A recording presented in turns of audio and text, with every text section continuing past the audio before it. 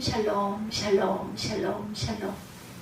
하나님 사랑합니다. 여러분 주 안에서 사랑합니다. 열왕기상 18장 30절에서 40절. 하나님의 불은 그냥 내리는 게 아니죠.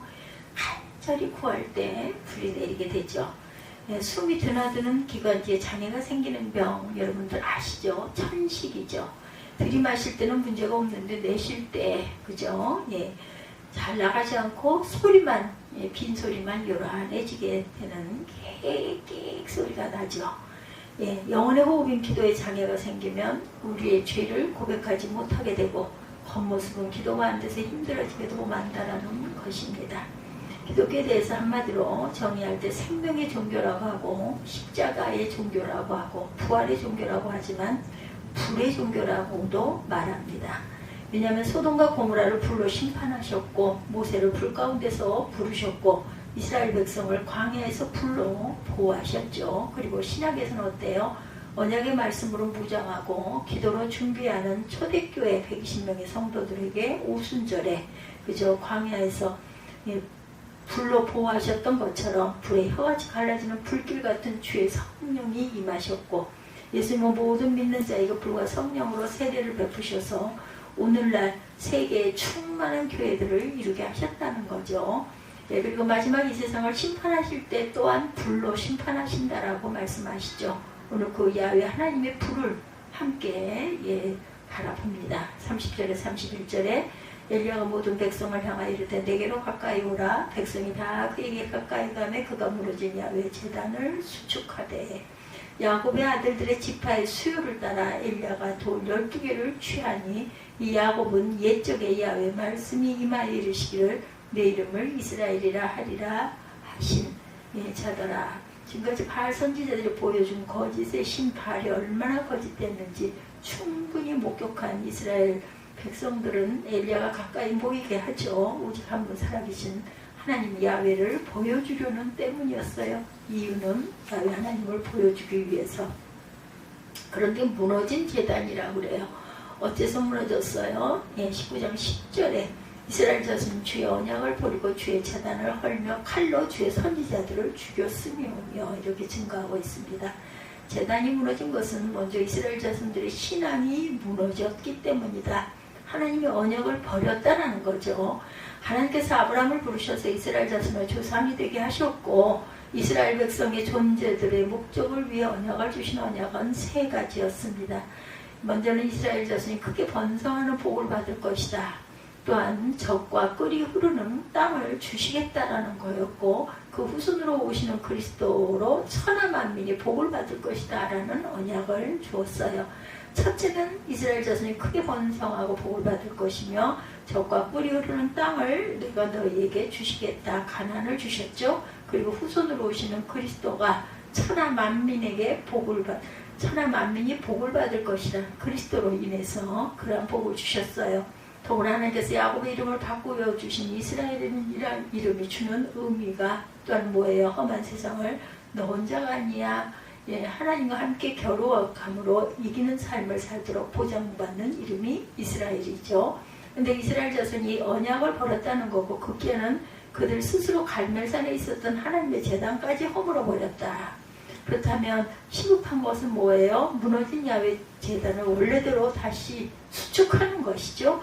본문에 야곱의 이름이 등장하죠. 야복강에서 이스라엘이라는 이름을 받으면 처음 제단을 쌓았던 베델로 올라가지 않고 세겜에 있는 이방인의 땅 숲곳에 자리 잡고 거기 눌러 앉았다. 그러다가 무슨 일을 만나요? 외동딸 디나가 세겜 추장의 아들로서 폭행을 당하게 되죠. 분노한 레위 자손인 시몬이 세겜의 남자들을 모두 죽여버리는 살인극이 이어 벌어집니다. 남의 땅에 들어와 이런 난리를 쳐놨으니 자 잘못하면 야곱과 자녀들 모든 가축을 잃을 수 있는 긴박한 상황 속에 창세기 35장 1절에 하나님이 야곱에게 이르시되 일어나 베델로 올라가 거기서 제단을 쌓으라 하셨어요. 그래서 제단 쌓기를 위해 베델로 올라갑니다. 창세기 35장 5절에 그들이 떠났으나 하나님이 그 사명 고울들을 크게 두려워하셨으므로 말씀하고 있죠. 야곱의 아들을 추격하는 자가 없었더라. 잃어버렸던 제단, 무너졌던 제단을 다시 쌓는 것이 이렇게 중요하다는 겁니다. 그래서 엘리야도 이스라엘 백성들의 무너진 제단 앞으로 불러 모아요. 세상 일에 얽매여 세상 일만 하는 우리에게 무엇보다 중요한 것은 우리의 심령과 삶 가운데 하나님의 제단이 원래 모습을 다시 찾아야 한다는 것입니다. 우리가 무너진 제단을 다시 쌓는 곧 온전한 예배의 회복을 넘어서 예배의 부흥을 이룰 때 우리의 모든 삶도 다시 회복된다는 것이죠. 그리고 당시 상황은 비록 남유다 북이스라엘로 갈라진 모습이었지만 엘리야에게 12지파를 상징하는 12돌을 취해서 제단을 쌓게 하심으로 너희는 하나님 안에서 하나라는 의미를 주고 있어요. 제단이 무너지니 언약신앙도 무너지고 그들의 삶이 무너지고 민족마저 둘로 갈라졌다라는 것이죠. 언약신앙을 가지고 살면 출애굽기 19장 5, 6절에 세계가 다 내게 속하였나니 너희가 내 말을 잘 듣고 내 언약을 지키면 너희는 모든 민족 중에 내 소유가 되겠고 너희가 내게 제사장 나라가 되어서 거룩한 백성이 되리라. 너는 이 말을 이스라엘 자손에게 전할지니라. 이렇게 말씀하고 계십니다. 예배가 회복될 때 언약을 붙들게 되고 언약을 붙으니 하나님이 책임지시는 하나님의 소유가 되고 제사장 나라가 되고 거룩한 백성이 되는 것을 믿으시기 바랍니다. 32절에서 35절에도 그가 야훼 이름을 의지하여 그 돌로 제단을 쌓고 제단을 돌아가며 곡식 종자 두세 알을 둘만한 도랑을 만들고 나무를 버리고 송아지의 각을 떠 나무 위에 놓고 이르되 통 넷에 물을 채우다 번제물과 나무 위에 부으라 하고 또 이르되 다시 그리하라 하여 다시 그리하니 또 이르되 세 번째로 그리하라 하여 세 번째로 그리하니 물이 제단으로 두루 흐르고 도랑에도 물이 가득 찼더라. 엘리야는 뭘 의지하고 제단을 쌓았어요? 야훼 이름을 의지하여서입니다. 원문에 의지하여가 없고 야훼 이름으로 히브리어로 베쉔 예흐와라고 되어 있습니다. 근데 이스라엘 백성들의 언약신앙이 무너지고 제단이 무너지니 불러야 할 베쉔 예흐와 대신에 이방신 바알을 불렀다라는 것이죠. 예, 그 안산에 있는 교회의 그 고훈 원로 목사님의 간증입니다. 목사 2분과 스님 3분이 지역 신문사 주관으로 오창기도회를 가진 적이 있다 그래요. 불교인 대표로 스님이 기도하고 기독교 대표로 고은 원로 목사님이 기도를 맡았다고 하죠. 어색한 오창기도회였지만 스님이 진지하게 국가와 또한 시정을 위해 기도를 마치고 마지막엔 하나님과 부처님 이름을 합하여 기도합니다 라고 하더라죠. 그때 고은 목사님이 아멘 할 뻔했다고 그래요. 고은 목사님 기도할 차례가 되어서 조국과 국가 안정을 위해 기도하고 예수님 이름으로 기도합니다 라고 마쳤다고 그러죠.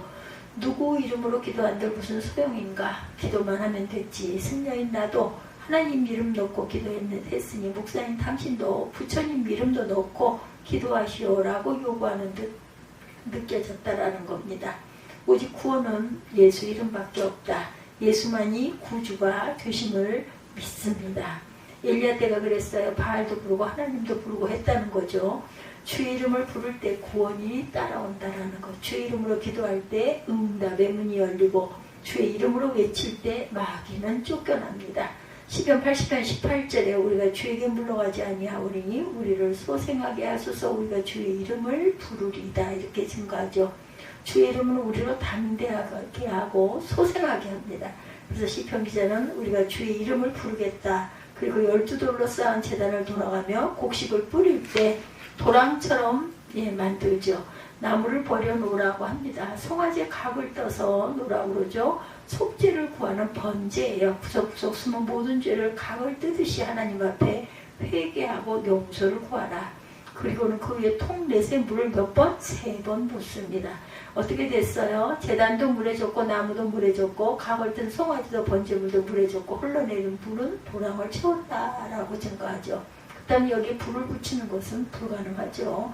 물에 젖었으니 불이 붙을 수가 없어요. 그럼에도 불구하고 된다면 이는 하나님이 하시는 일이라는 것입니다. 무너졌던 제단을 다시 쌓았고 그 앞에 모인 이스라엘 백성들이 눈을 들어봅니다. 엘리야의 명령을 따라 12통의 물이 사용되는 것을 보면서 우린 12지파니까 아브라함의 자손이고 이스라엘 백성이 이제 다시금 언약을 생각하게 되고 하나님이 이제부터 우리와 함께 싸우시며 반드시 이기게 될 것이라는 이스라엘이라는 이름을 기억하게 된다는 거죠. 그리고 12통의 물로 인해 마침내 물이 가득하게 히브리어 밀레마임이 됩니다. 모습이. 이것이 불이 붙는다는 것은 하나님이 하시면 몰라도 사람이 할 수 있는 것은 아니죠. 이건 불가능한 일이다 생각을 합니다. 여기서 엘리야는 얼마나 하나님을 신뢰하는 사람인가를 깨닫게 합니다. 물에 젖은 것은 하나님이 불로 태우시는 하나님에 대한 전적을 신뢰를 보이고 있는 엘리야처럼 우리 또한 못하실 것이 없으신 하나님을 바라고 믿는 그런 신앙의 저와 여러분들이 되시기 바랍니다. 36, 7절에 저녁 소재 드릴 때 이르러 선지자 엘리야가 나가 말하되 아브라함과 이삭과 이스라엘의 하나님 야훼여 주께서 이스라엘 중에 하나님이신 것과 내가 주의 종인 것과 내가 주의 말씀대로 이 모든 일을 행하는 것을 오늘 알게 하옵소서. 야훼여 내게 응답하옵소서. 내게 응답하옵소서. 이 백성에게 주 야훼는 하나님이신 것과 주는 그들의 마음을 되돌이키심을 알게 하옵소서 하매 엘리야가 뭐라고 기도해요? 아브라함과 이삭과 이스라엘의 하나님이 바로 너희 하나님이시라는 것입니다. 그러면 이 세 가지로 기도하죠. 야훼 하나님이 이스라엘의 하나님이시라는 것, 내가 하나님의 종이라는 것, 내가 임의로 행하지 않고 하나님 말씀대로 이 모든 일들을 행하는 것을 알게 해 주옵소서. 결국 하나님을 알게 해달라는 거죠. 엘리야의 기도는 어떻게 돼서 38절에 이에 야훼 불이 내려 번제물과 나무와 돌과 흙을 태우고 도랑의 물을 핥았다 이렇게 증거합니다. 야훼 불, 히브리어 에시예후아인데 이 야훼 불이 살아서 제단과 제물과 나무와 돌과 흙을 태우고 도랑의 물까지 핥아버렸다. 하나님이 뭘 받으셨어요? 잃어버렸던 제단, 무너졌던 제단이 다시 쌓으니 하나님의 예배를 받으셨다는 거죠. 예배가 회복되니 또한 뭐가 회복이 될까요? 39절에 모든 백성이 보고 엎드려 말하되 야훼 그는 하나님이시로다. 야훼 그는 하나님이시로다 하니 하나님 신앙이 회복이 됩니다. 여기서 깨닫는 것, 야훼 불은 그냥 내리는 것이 아니라는 겁니다.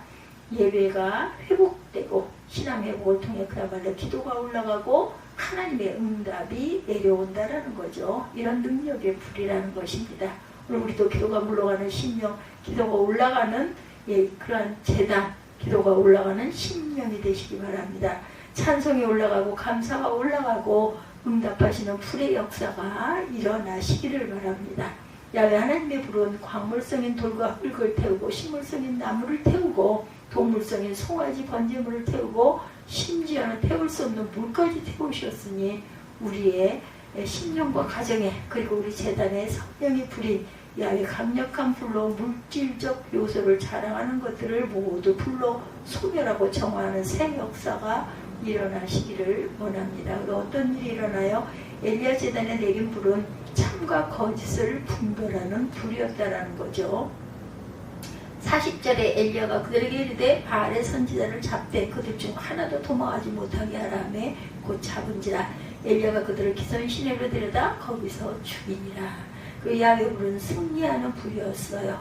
바알의 선지자를 끊어내고 아세라 선지자를 끊어내듯 우리의 병든 영혼과 사단의 세력과 질병까지 자녀의 문제까지 해결하고 물리치고 승리하는 불을 기억하면서 우리 모든 인간적 지식을 추구하는 일이 아니라 먼저 예배의 회복, 그래서 하나님 언약 신앙의 회복, 야훼 불 에시예후아로 승리하는 저와 여러분들이 되시기를 주님의 이름으로 축복합니다. 기도하시겠습니다.